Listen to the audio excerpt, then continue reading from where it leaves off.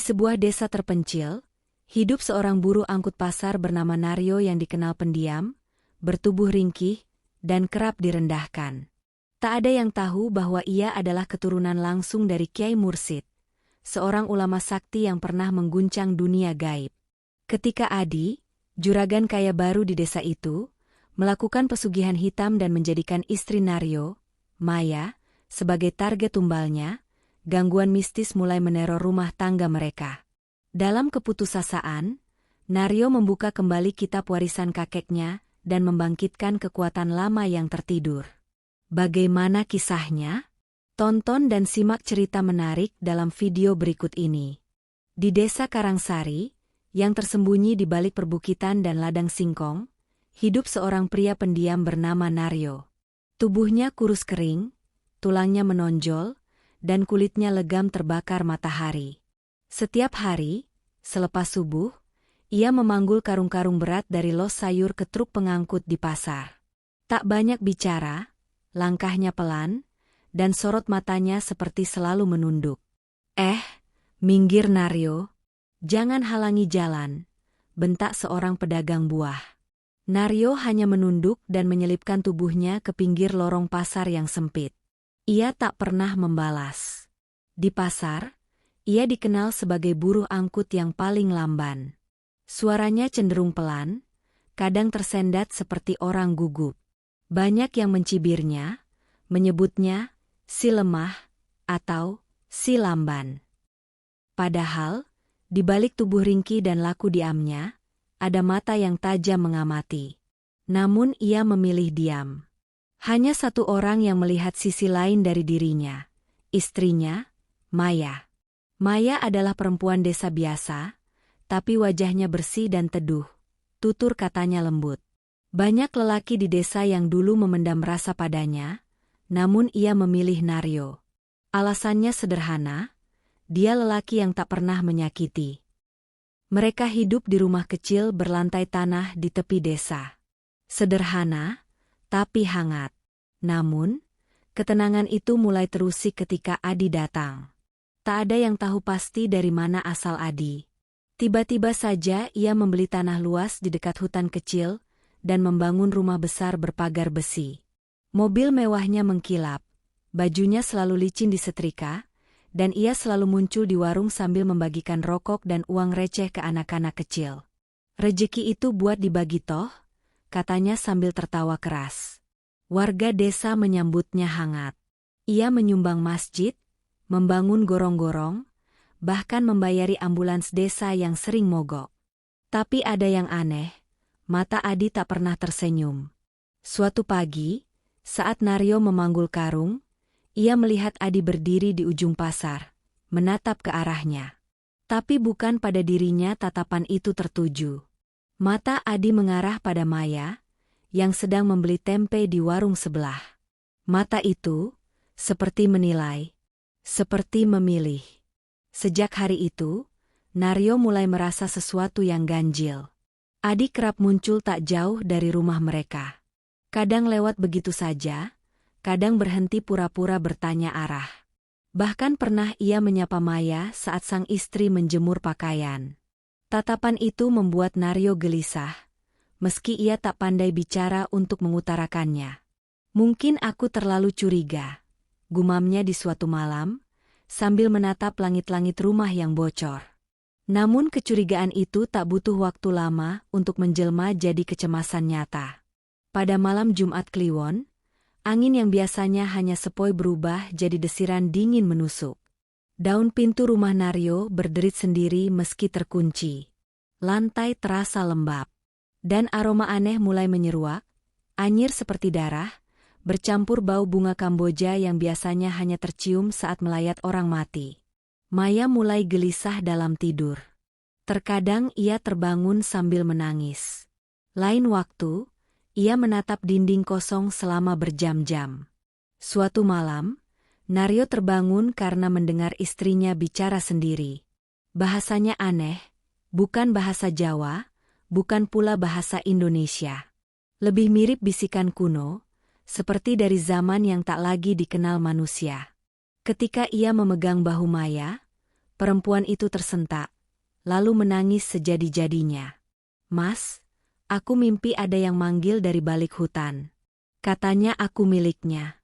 Aku milik mereka." Naryo merasakan bulu kuduknya berdiri. Ia mencoba mencari bantuan ke ustadz setempat, Ustadz Karim, tapi setelah 1 kali rukyah, ustadz itu mundur perlahan. "Saya mohon maaf Pak Naryo, ini bukan gangguan biasa. Saya rasa, ada sesuatu yang lebih tua dari sekadar jin pengganggu," ujar Ustadz Karim dengan wajah pucat. Naryo bingung harus berbuat apa. Ia duduk semalaman di teras rumah, menatap bulan yang tertutup awan. Dari kejauhan, ia melihat sekelebat bayangan hitam melayang di atap rumahnya, seperti kelelawar raksasa, lalu menghilang di balik pohon beringin. Dan di tengah sunyi malam itu, saat ia kembali masuk rumah dan membuka lemari kayu tua peninggalan ibunya, tangannya bersentuhan dengan sesuatu yang sudah lama ia lupakan. Sebuah kitab kuning usang, berbalut kain kafan, dengan tulisan Arab gundul di sampulnya. Nama itu tertera jelas di halaman pertama, Kiai Mursid bin Zubair. Kakeknya. Seorang kiai sakti yang dulu menghilang dalam pengasingan. Sosok yang tak pernah diceritakan secara utuh dalam keluarganya. Dan kini, lembaran demi lembaran kitab itu seperti memanggilnya kembali ke dunia yang pernah ia tinggalkan, dunia yang tak mengenal kompromi dengan kegelapan. Sejak kitab kuning Kiai Mursid ditemukan, malam-malam di rumah Naryo berubah menjadi ladang ketegangan. Tak ada lagi tidur nyenyak. Maya semakin sering melamun, dan bila bicara, mulutnya kadang mengucap nama-nama aneh. Gupala, Seksim, nama-nama yang terdengar asing dan berat, seolah bukan milik dunia manusia. Tubuh Maya pun makin kurus. Pucat. Bola matanya perlahan tenggelam ke dalam rongga, dan kulitnya sering terasa sedingin air sumur tengah malam. Ia tak lagi menyentuh makanan, kecuali buah pisang yang tiba-tiba dimintanya setiap malam. Pisang yang harus diletakkan di ujung ranjang, bersama segelas air dan sebatang dupa yang entah dari mana ia peroleh. Awalnya Naryo mengira istrinya hanya terkena stres atau gangguan psikis. Tapi suatu malam, saat ia mencoba mengaji pelan-pelan di dekat ranjang, tubuh Maya mendadak kejang.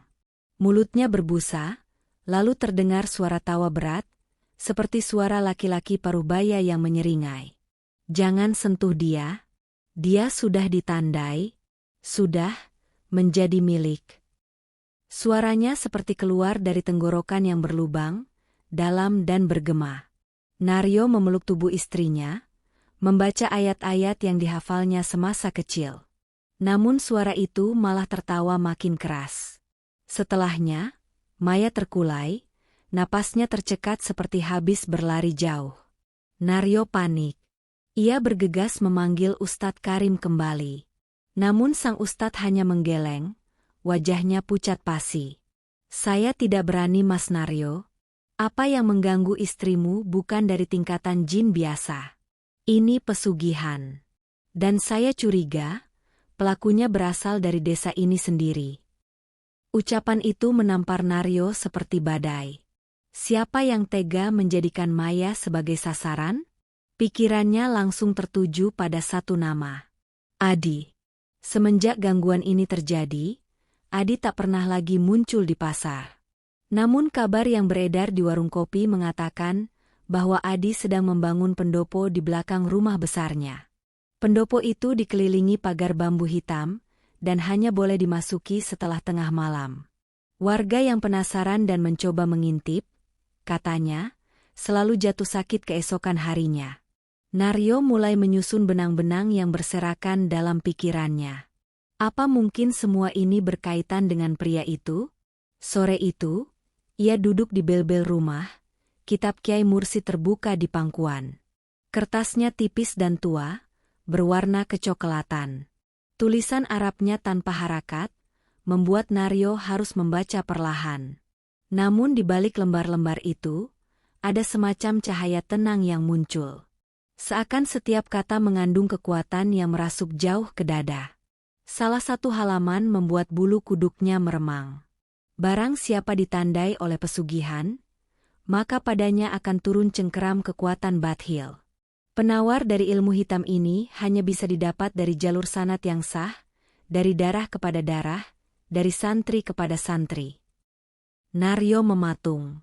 Ia ingat kisah ibunya dulu, bahwa Kiai Mursid bukanlah orang biasa. Ia adalah pengajar tarekat, pengusir jin kelas tinggi, dan dikenal mampu menembus alam jin tanpa raga.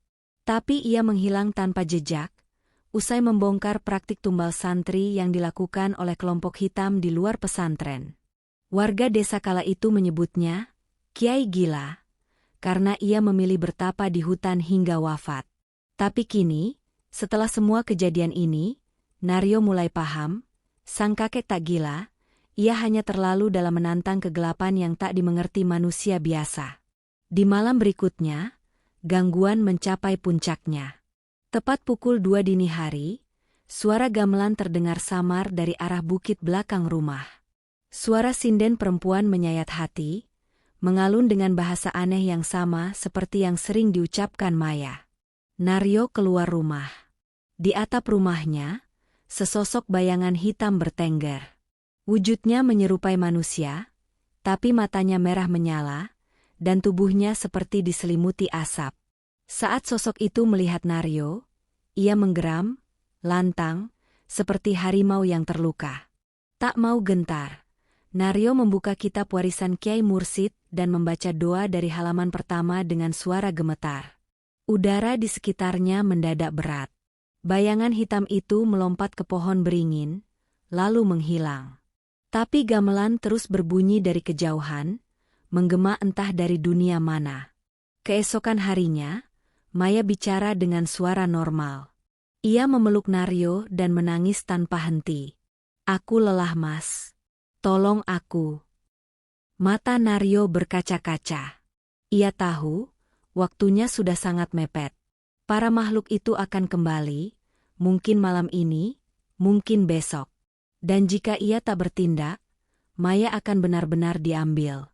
Dengan tekad membara, Naryo membungkus kitab Kiai Mursid dengan kain putih, mengenakan sarung dan baju koko warisan almarhum ayahnya, lalu berdiri menghadap arah utara, menuju bekas pesantren tua di hutan larangan, tempat di mana semua warisan kekuatan itu berasal, dan tempat pertarungan sesungguhnya akan dimulai. Langkah Naryo menyusuri jalan setapak menuju utara desa terasa berat. Kabut pagi belum sepenuhnya mengangkat, embun menempel di ujung daun, dan suara burung pun terasa enggan bernyanyi. Di hadapannya, berdiri lebatnya pepohonan tua, hutan larangan yang sudah puluhan tahun tak dimasuki siapapun. Di sanalah, konon, pernah berdiri pesantren tua milik Kiai Mursid sebelum menghilang tanpa jejak. Orang-orang menyebutnya Alas Pangupa, hutan yang menelan orang dengan pelan dan tak pernah memuntahkannya kembali. Beberapa warga pernah masuk, anak-anak iseng atau pencari kayu. Sebagian kembali dalam keadaan linglung, tak mampu bicara selama berhari-hari. Beberapa lainnya mengaku melihat api menari di antara pepohonan, suara azan tapi terbalik, dan seorang lelaki tua berjubah putih berjalan tanpa jejak di tanah. Kini, Naryo yang dulunya dianggap lemah, justru berdiri di batas hutan itu, menggenggam kitab Kiai Mursid dan bersiap masuk. Langkah pertama disambut dengan desir angin dingin yang membungkus tubuhnya seperti kabut. Ranting-ranting bergemerisik, seolah menyambut kedatangannya. Suara desiran tak wajar terdengar, seperti napas banyak makhluk dari dalam tanah. Naryo terus melangkah, menyusuri jalan tanah yang nyaris tertutup semak. Di setiap sisi, pohon-pohon tinggi menjulang seperti penjaga kuno yang siap menelan siapa saja. Beberapa pohon tampak seperti membentuk wajah, mata cekung, hidung menjulang, dan bibir terbuka. Tak jauh dari titik masuk, Naryo tiba di bekas pondasi bangunan. Puing-puing tembok bata berserakan, sebagian tertutup akar pohon dan jamur. Di tengah reruntuhan, ada satu ruangan kecil yang masih utuh. Mihrab menghadap kiblat, dindingnya penuh coretan kaligrafi tua. Ia berlutut di depan mihrab, membuka kitab warisan Kiai Mursid, lalu membaca pelan-pelan salah satu doa pelindung yang ada di dalamnya. Tiba-tiba, tanah di bawahnya bergetar pelan. Dari balik semak, Muncul sosok berjubah putih, wajahnya tertutup kerudung tipis. Suaranya lirih dan bergetar. "Kau, darah Mursid, datang untuk membuka kembali pintu yang terkunci." Naryo menelan ludah. "Siapa? Siapa kamu?" Sosok itu mendekat, lalu membuka kerudungnya. Wajahnya rusak seperti terbakar, namun matanya terang. "Aku Dulmanan, santri terakhir Kiai Mursid. Aku mati saat mencoba melindungi kitab itu dari para pemuja pesugihan." Darah Naryo berdesir. Dulmanan melanjutkan, "Mereka, Adi dan para leluhurnya, adalah bagian dari kelompok yang membantai santri di sini. Kiai Mursid menyegel tempat ini, tapi pesugihan mereka belum sepenuhnya musnah." Naryo mengangguk pelan, memandangi puing-puing yang kini terasa seperti makam sejarah kelam. "Mereka mengincar istriku." Dulmanan menatapnya dalam-dalam. "Maka bangkitkanlah ilmu yang diwariskan padamu. Tapi ingat, ilmu itu bukan sekadar mantra. Ia memerlukan niat yang bersih dan hati yang teguh. Tanpa itu, kau akan binasa sebelum mengucap huruf ketiga." Dari balik reruntuhan, muncul cahaya samar. Sebuah peti kayu tua, dipenuhi debu dan ditumbuhi jamur, seolah muncul dari dalam tanah. Dulmanan menunjuknya. Di sanalah tersimpan kitab Asma Raj'ah, ajaran terakhir Kiai Mursid yang hanya boleh dibuka oleh darah keturunannya. Dengan tangan gemetar, Naryo membuka peti itu. Isinya, gulungan kain putih, sebilah keris kecil berukir ayat, dan segumpal batu berwarna kehijauan. Gulungan itu berisi tulisan tangan Kiai Mursid sendiri, tertera dengan tinta merah, doa-doa untuk membuka gerbang jin, mengikat makhluk halus, dan menyeru barisan penjaga alam gaib. Tapi di akhir lembaran, ada catatan kecil. "Barang siapa memakai ini demi kesombongan, niscaya akan ditelan kegelapan. Barang siapa membacanya demi menolong, maka seluruh alam akan memberi jalan." Naryo menangis. Tangannya mengepal kitab itu erat. Dalam diamnya selama ini, dalam tubuh lemahnya, ternyata mengalir warisan yang begitu besar, beban yang dulu ia hindari karena takut, kini harus ia hadapi. Dulmanan berbisik, "Adi telah membuka gerbang ketiga. Bila ia berhasil melakukan ritual pada malam Jumat Kliwon besok, maka Maya akan jadi milik mereka selamanya. Bagaimana cara menghentikannya? Kau harus ke tempat perjanjian mereka, kuburan tua di puncak Bukit Sempal. Di sanalah darah para santri dulu ditumpahkan, dan di sanalah roh-roh pengabdi pesugihan berkumpul. Hanya warisan Kiai Mursid yang mampu menantang mereka." Naryo menunduk. Hatinya belum mantap. Tapi ketika ia membayangkan wajah Maya yang sayu, matanya yang dulu berbinar kini kehilangan cahaya, ia berdiri. "Aku akan pergi ke sana. Tapi bukan sebagai Naryo buruh pasar yang diremehkan. Aku datang sebagai cucu Kiai Mursid." Langit di atas reruntuhan pesantren bergemuruh. Petir menyambar jauh di ujung hutan, seolah menyambut tekad yang baru terbit dari dada seorang pria yang selama ini tertidur dalam bayang-bayang. Malam itu, langit desa Karangsari seperti murka. Awan hitam menggantung rendah, petir menyambar berkali-kali meski tak ada hujan turun. Di rumah kayunya yang reot, Naryo menyiapkan segala yang ia bawa dari hutan. Kitab Asma Raj'ah, keris kecil warisan Kiai Mursid, dan batu hijau yang disebut hajar pemutus ikatan gaib. Di ruang tengah, Maya duduk bersila, wajahnya pucat pasi. Sejak pagi, ia tak bicara sepatah kata pun. Matanya kosong, kadang melirik ke pojok ruangan seolah melihat sesuatu yang tak tampak.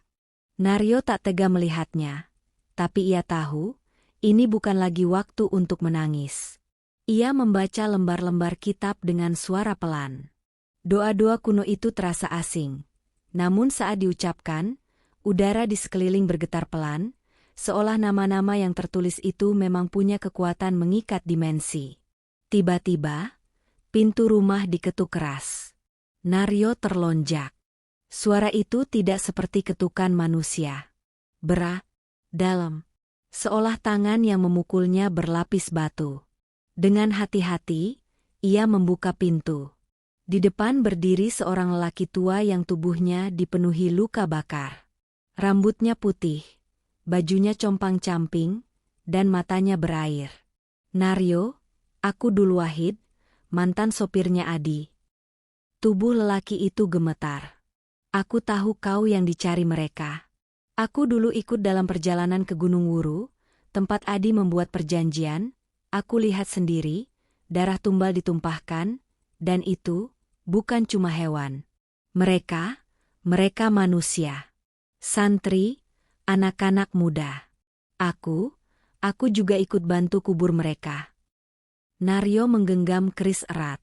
Dul Wahid menangis. "Aku dihantui tiap malam. Mereka datang dalam mimpi. Arwah yang kepalanya hancur, yang matanya dicongkel, semua menatapku, dan malam ini, aku tahu, Adi akan melakukan pemanggilan terakhir. Tumbal utamanya, istrimu." Naryo terdiam. Rahasia gelap itu kini terbuka. Kekayaan Adi bukan karena kerja keras, tapi darah. Dan tumbal-tumbalnya bukan hewan atau benda, tapi manusia, santri yang dahulu dititipkan ke pesantren Kiai Mursid. Itulah mengapa Kiai Mursid hilang secara misterius. Karena ia membongkar jaringan pesugihan yang menjadikan santri sebagai komoditas. Maya menjerit dari dalam rumah. Suryo bergegas masuk. Istrinya berguling-guling di lantai, tangan mencakar-cakar wajah sendiri. Dari mulutnya keluar suara yang parau dan asing. Dia sudah ditandai, tidak ada yang bisa menolongnya. Aku akan menjemputnya malam ini. Seketika, jendela-jendela bergetar, angin masuk dari celah-celah atap. Batu hijau yang disimpan Naryo memancarkan cahaya samar, seolah bereaksi terhadap kehadiran kekuatan gaib. Dengan cepat, Naryo membuka kitab dan membaca doa pemutus ikatan batin. Ya Latif, Ya Kohar, Ya Jabbar, putuskan ikatan antara makhluk MU dan kekuatan Bathil, dengan kuasa nama-nama MU yang maha suci. Maya berteriak nyaring, tubuhnya kejang lalu tak sadarkan diri. Dari tubuhnya, mengepul asap hitam yang melayang ke langit-langit, berputar-putar sebelum melesat keluar rumah menuju arah utara, arah kuburan tua. Naryo menggigil. Adi sudah mulai ritualnya. Ia tahu waktunya hampir habis. Malam itu juga, ia membawa Maya ke rumah Pak Mursidi, tetua kampung yang masih mewarisi ilmu rukyah kuno. Meskipun bukan sepenuhnya ustadz, Pak Mursidi dikenal menjaga wirid dan zikir harian dengan disiplin. Ia menyanggupi menjaga Maya sementara. "Kau yakin ingin pergi sendiri, yo?" tanya Pak Mursidi. Naryo mengangguk. "Ini bukan cuma soal istri saya, Pak. Ini soal warisan yang tak boleh mati sia-sia. Kiai Mursid belum selesai, dan malam ini, saya akan menyelesaikannya." Sebelum pergi, Pak Mursidi memberi Naryo seutas tali ijuk yang telah dibacakan doa-doa penjaga diri. "Simpan ini di pinggang. Kalau mereka mencoba masuk ke tubuhmu, ini bisa jadi tameng terakhir." Naryo mengikat tali itu erat. Ia mengenakan sarung hitam, baju koko putih yang sudah lusuh, dan menyelipkan keris kecil di balik ikat pinggang. Kitab Asma Raj'ah diselipkan dalam kantong kain di dadanya. Langkahnya mengarah ke Bukit Sempal, tempat kuburan tua berada. Dulu, tempat itu dianggap angker karena banyak makam tua dari zaman penjajahan. Tapi sekarang, tempat itu jadi pusat kekuatan pesugihan Adi. Disitulah darah para santri dulu ditumpahkan, dan di sanalah Adi akan mengikat perjanjian terakhir, mengorbankan Maya agar kekayaannya tak habis hingga 7 turunan. Dalam perjalanan, Naryo membaca zikir di bawah napas. Langit di atas bukit mulai merah padam. Awan bergulung, petir menyambar, dan suara gamelan kembali terdengar samar dari kejauhan, suara yang sudah akrab di telinganya. Suara dunia lain. Di kejauhan, ia melihat siluet rumah kecil tua yang tampak seperti pendopo, dan di depannya, Adi berdiri dengan keris besar, dikelilingi asap dan bayangan yang terus berubah wujud. Kadang ular, kadang kera, kadang seperti manusia tanpa kepala. Di antara kabut dan api unggun yang menyala hijau, sebuah altar batu telah disiapkan. Di atasnya, terlihat baju milik Maya tergantung, berlumur bunga Kamboja dan darah ayam cemani. Naryo menarik napas panjang. Malam penentuan telah tiba. Dan ia tak akan mundur. Langkah Naryo makin berat saat mendekati pendopo sesajen di puncak Bukit Sempal. Tanah seolah lengket menahan kaki, dan angin berhembus panas seperti napas makhluk besar yang tak terlihat. Aroma campuran dupa, bunga Kamboja, dan darah menguar pekat dari altar batu. Suasana malam begitu tegang, sepi, namun penuh bisikan tak kasat mata yang merayap di setiap sudut. Di tengah pendopo yang terbuat dari kayu gelap dan atap ijuk, Adi berdiri tegak, mengenakan jubah merah menyala. Di belakangnya, duduk melingkar 7 sosok berjubah hitam, wajah mereka ditutupi topeng kayu bertaring. Di hadapan mereka, keris pusaka bertangkai tengkorak menancap di tengah lingkaran api berwarna hijau kebiruan. Adi menoleh saat mendengar langkah Naryo.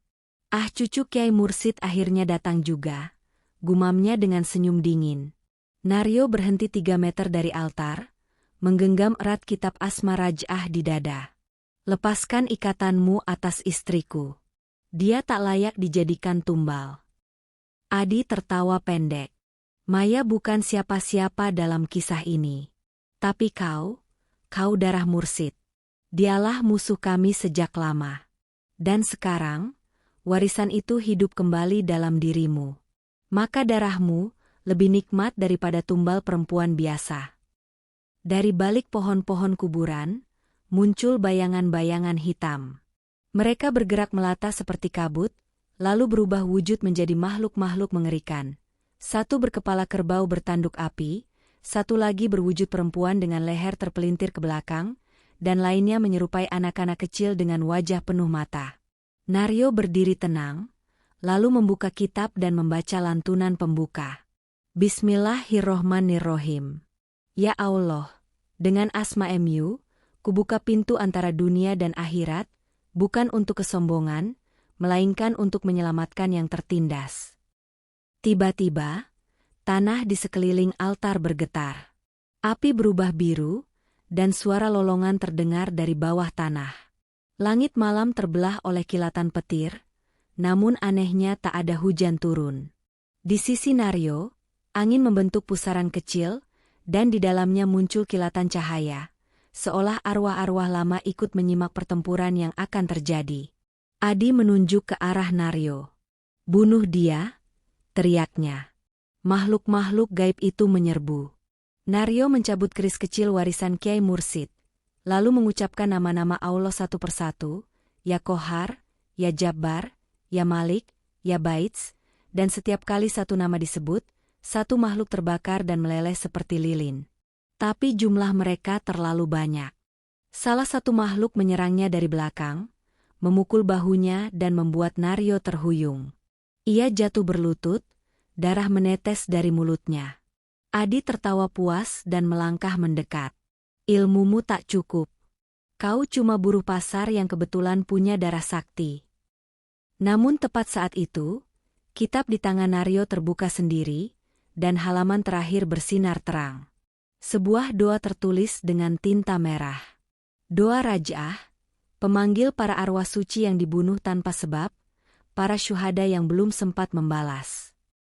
Dengan suara berat dan napas tersengal, Naryo membacakan doa itu. Tanah di kuburan berguncang. Batu nisan bergetar, dan dari setiap kubur tua, muncul kabut putih yang berubah menjadi sosok-sosok santri bersorban putih. Wajah mereka pucat, mata mereka kosong, namun tangan mereka memegang tasbih dan kitab kuning. Arwah para santri Kiai Mursid telah bangkit. Mereka membentuk lingkaran mengelilingi altar, lalu bersama-sama membaca zikir yang membuat makhluk-makhluk pesugihan menjerit kesakitan. Bahkan Adi pun mulai menggeliat, tubuhnya menghitam dan matanya berdarah. "Kau pikir mereka mau membantumu? Mereka sudah lama mati sia-sia," teriak Adi. Namun salah satu arwah mendekat dan bicara. "Kami tak mati sia-sia. Kami menunggu saat dibangkitkan, dan malam ini adalah malam pembalasan.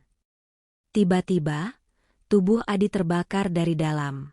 Api hitam menjalar dari dadanya ke kepala. Ia berteriak, namun suara itu bukan lagi suara manusia, melainkan raungan makhluk yang terluka. Topeng-topeng jubah hitam runtuh satu persatu, berubah menjadi abu. Naryo mengangkat keris kecil, mengucap ayat terakhir dari kitab, lalu menancapkan keris itu ke tanah di tengah altar. Api padam. Angin berhenti. Semuanya menjadi hening. Lalu, satu cahaya turun perlahan dari langit dan menyelimuti tubuh Naryo. Saat sadar, Naryo sudah berada di bawah pohon besar, tepat di pinggir kuburan. Fajar mulai merekah. Udara segar. Burung bersiul. Semuanya terasa seperti baru. Ia berdiri dengan tubuh lemah tapi dada lapang. Tak ada suara gamelan, tak ada lagi makhluk gaib. Hanya sunyi yang tenang. Di balik semak, Maya berdiri. Wajahnya bersih, matanya kembali jernih. Ia berlari dan memeluk Naryo. "Mas, aku kembali." Naryo menutup matanya, mengucap syukur. Ia tahu, ini belum akhir dari segalanya. Tapi malam itu, warisan Kiai Mursid telah menunjukkan kuasanya, bukan untuk kesombongan, tapi untuk melindungi yang lemah, dan menuntut balas atas darah yang tumpah dengan zolim. Beberapa hari setelah malam pertarungan di Bukit Sempal, suasana desa berubah drastis. Orang-orang yang dahulu mencibir Naryo kini memandangnya dengan campuran takut dan hormat. Mereka tak berani menyapa secara langsung, namun selalu memberi jalan, menunduk dalam, dan berbisik-bisik jika Naryo lewat. Sementara itu, Naryo memilih kembali seperti biasa. Memanggul karung di pasar, menyapu halaman rumah, dan menimba air untuk mandi istrinya. Tapi sejak kejadian itu, pandangannya sering kosong menatap langit, seolah ada suara yang terus memanggilnya dari kejauhan. Maya memang telah sembuh, namun bayang-bayang hitam masih kerap muncul di ujung matanya. Kadang saat ia mencuci baju di sumur, ia mendengar suara gamelan samar-samar. Kadang di malam hari, angin masuk ke sela jendela dan membawa bau kemenyan terbakar, meski tak ada yang menyalakan apapun. "Mas," bisik Maya suatu malam. "Aku mimpi bertemu seorang wanita berpakaian merah, duduk di bawah pohon beringin. Dia bilang, 'Belum selesai, belum selesai.'" Naryo terdiam. Ia tahu pesan itu bukan sekadar bunga tidur. Kitab peninggalan Kiai Mursid yang disimpannya di kota kayu tua juga mulai menunjukkan gejala aneh. Halaman-halamannya kini berubah sendiri tiap malam, menampilkan doa-doa baru yang belum pernah ia baca. Di suatu siang, datang seorang lelaki tua ke pasar. Bajunya lusuh, namun sorot matanya tajam. Ia memperkenalkan diri sebagai Mbah Asmuni, mantan santri sepuh dari pesantren yang dulu dipimpin Kiai Mursid. "Aku tahu, cucu siapa kau," katanya kepada Naryo saat bertemu di belakang kios tempe. "Tapi kau harus sadar, membangunkan warisan Kiai Mursid adalah membangunkan perjanjian lama antara langit dan bumi. Adi memang telah hancur, tapi makhluk-makhluk yang dulu dipanggilnya belum semua kembali ke tempat asal." Naryo mengerutkan kening. "Maksud Mbah, mereka masih di desa ini?" Mbah Asmuni mengangguk pelan. "Mereka butuh tuan baru. Jika tak menemukan, mereka akan berkeliaran, menciptakan kekacauan. Tanda-tandanya sudah muncul. Kambing milik Pak Citro lahir tanpa kepala, suara bayi menangis di atas atap saat dini hari, dan 3 anak kecil kerasukan tanpa sebab." Naryo menelan ludah. Hatinya bergolak. Ia kira segalanya sudah selesai malam itu. Namun kini ia sadar, pertempuran di Bukit Sempal hanyalah awal. "Apa yang harus saya lakukan?" tanya Naryo lirih. "Kitab itu tahu caranya," jawab Mbah Asmuni. "Tapi ingat, tiap ilmu yang kau bangkitkan akan menuntut bagian dari hidupmu. Kau tak bisa kembali seperti dulu." Malamnya, Naryo duduk di depan kitab, lilin menyala satu, dan Maya tidur di ruang belakang. Halaman kitab terbuka sendiri, menampilkan tata rajah pengunci gerbang gaib. Sebuah doa panjang tertera, diiringi tata cara membuat rajah dari darah ayam cemani dan daun kelor tua. Naryo menghela napas panjang, lalu bersujud. Dalam doa, ia memohon perlindungan, bukan untuk dirinya, tapi untuk seluruh warga desa yang tak tahu apa-apa. 3 malam berturut-turut, Naryo membuat rajah di 8 titik desa.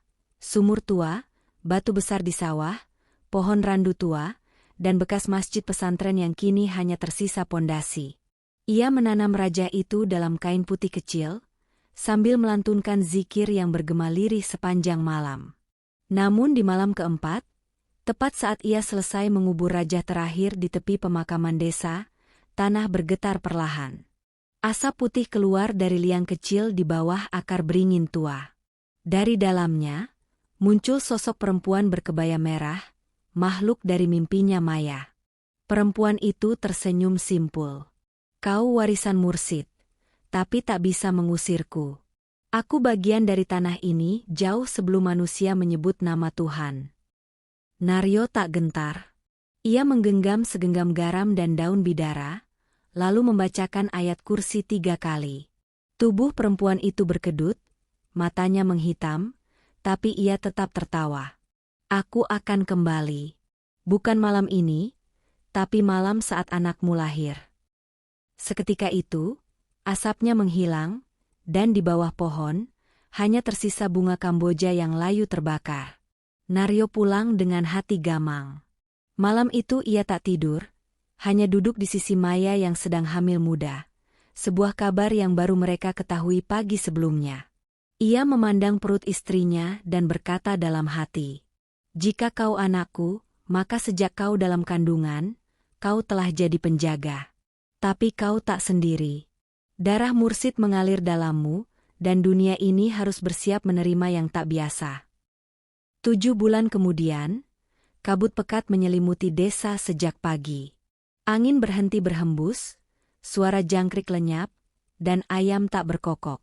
Warga mulai resah, namun tak ada yang berani bertanya. Semua diam di rumah, tirai ditutup, pintu diganjal, dan lampu minyak dinyalakan meski hari belum malam. Hari itu, Maya mulai mengejan.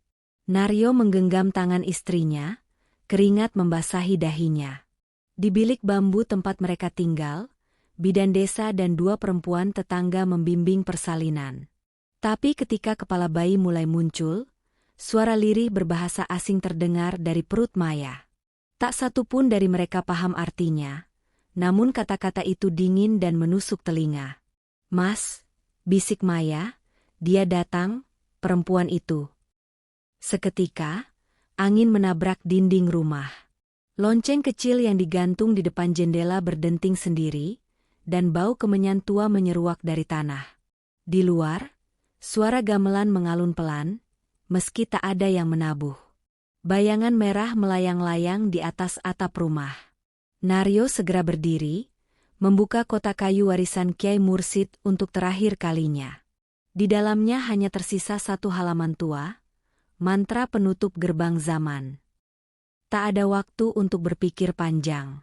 Ia berlari keluar, berdiri di pekarangan yang mulai dipenuhi kabut dan asap kemenyan gaib. Di depannya, sesosok perempuan berkebaya merah, sama seperti dalam mimpi Maya, muncul dalam wujud penuh. Tinggi, bermata hitam pekat, rambut panjang menjuntai hingga tanah, dan jari-jari yang memanjang seperti akar pohon. "Kau kira bisa membungkamku selamanya, Naryo?" Suaranya menggema dari segala arah. "Anak itu bukan hanya darahmu, tapi pengikat antara dunia kami dan dunia kalian." Naryo mengangkat kitab, membaca asma demi asma yang tertera dengan suara lantang. "Ya Latif, Ya Hafidz, Ya Jabbar, Ya Kohar." Makhluk itu menjerit. Angin mendesing seperti 1000 belati. Tanah retak, dan di sekeliling Naryo muncul lingkaran cahaya dari rajah-rajah yang dulu ia tanam di 8 titik desa. Lingkaran itu menyatu dan berpendar ke langit, menciptakan segel yang menutup celah antara alam gaib dan dunia nyata. Namun sosok merah itu tak tinggal diam. Ia menyerbu, berusaha masuk ke tubuh Naryo, tapi tubuh Naryo kini telah menyatu dengan warisan Kiai Mursid. Raut wajahnya berubah, sorot matanya menyala, dan suaranya bergema seperti dua manusia berbicara dalam satu tubuh. Atas nama cahaya yang tak pernah padam dan darah para santri yang tak lagi punya makam, aku perintahkan, kembali kalian ke tempat asal dan terkunci hingga waktu terhenti. Ledakan cahaya memenuhi seluruh pekarangan. Perempuan merah menjerit untuk terakhir kalinya, lalu meledak menjadi ribuan bunga Kamboja hitam yang terbakar di udara. Asap menghilang. Gamelan sunyi. Udara kembali tenang. Di dalam bilik, suara bayi menangis untuk pertama kalinya. Tangisan yang tidak nyaring, tapi berat. Seperti tangisan yang tahu beban masa depan. Maya tersenyum lemah sambil memeluk bayinya. "Mas, anak kita laki-laki."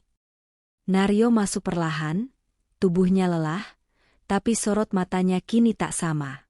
Ia menatap anaknya dengan tatapan campuran antara bahagia dan waspada.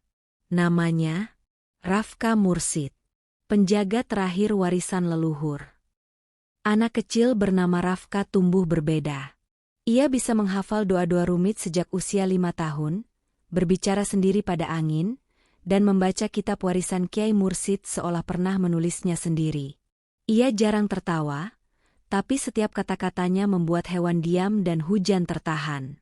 Warga desa masih memanggil Naryo dengan sebutan Kiai diam-diam.